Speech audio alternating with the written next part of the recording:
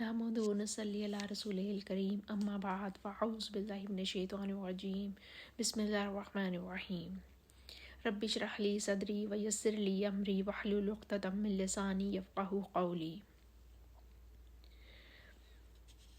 مومنوں کے اوصاف مومنانہ کیا ہیں؟ مومن کا لفظی مطلب ہے ایمان لانے والا۔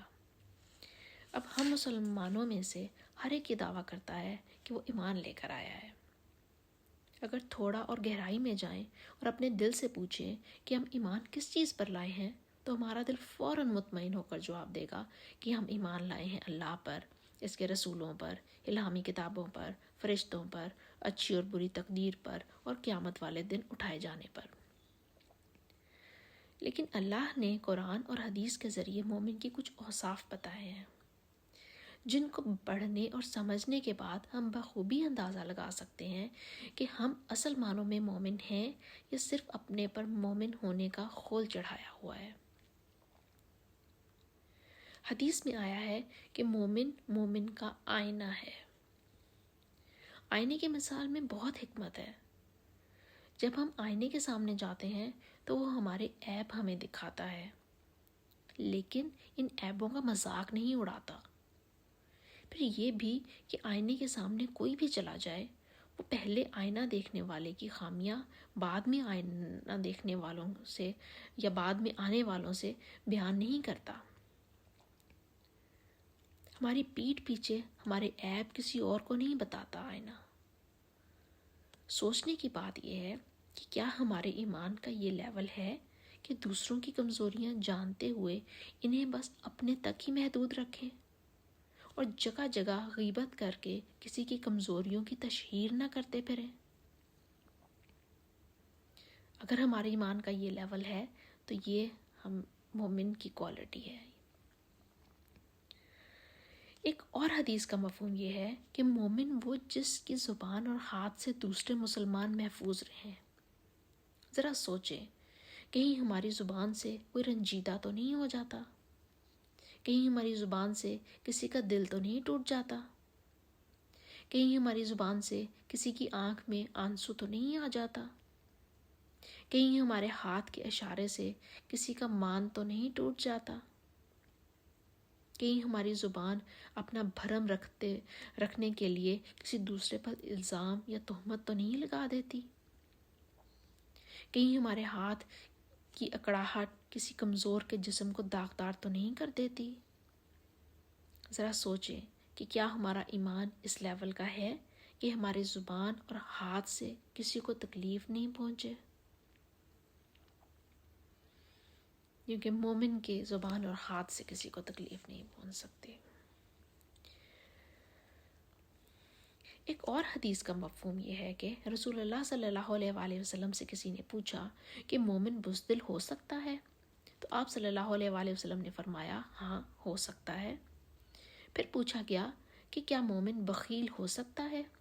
تو آپ صلی اللہ علیہ وآلہ وسلم نے فرمایا کہ ہاں ہو سکتا ہے۔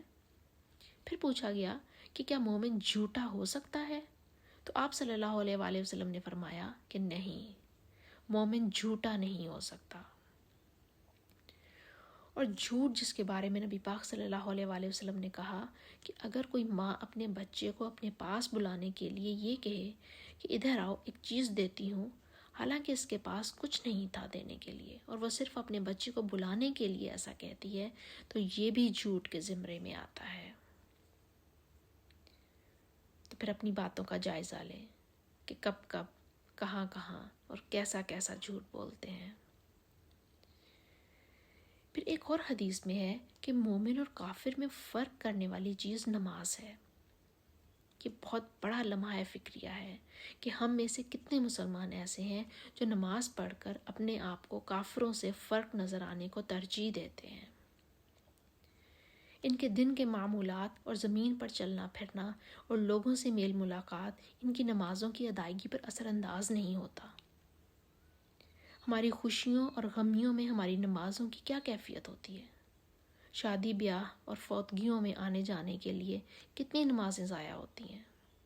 ذرا سوچیں کہ کیا ہمارے ایمان کا یہ لیول ہے کہ نماز کی ادائیگی کی فکر ہمیں گرم اور نرم بستر سے نکال باہر کرے، یا نماز کی ادائیگی کی فکر بڑی محفل میں باجماعت نماز کی صفیں بچھوا دے، یا ہمارے روزمرہ کے کاموں کو نماز کے اوقات میں خلل نہ ڈالنے دے۔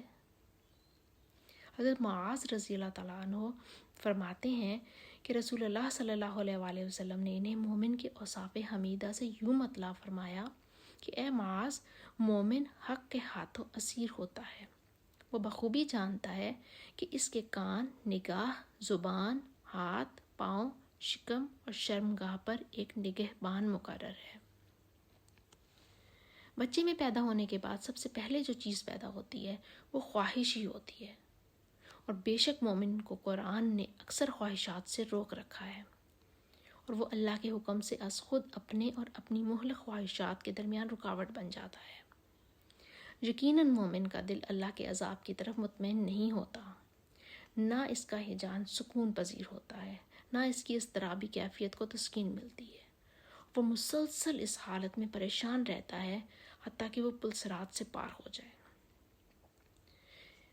وہ اسی پریشانی میں رہتا ہے کہ کہیں اس کا کوئی عمل نبی پاک صلی اللہ علیہ وآلہ وسلم کی سنت کے منافی نہ ہو جائے۔ وہ ایسا کون سا عمل کرے جسے وہ مومن کہلایا جائے؟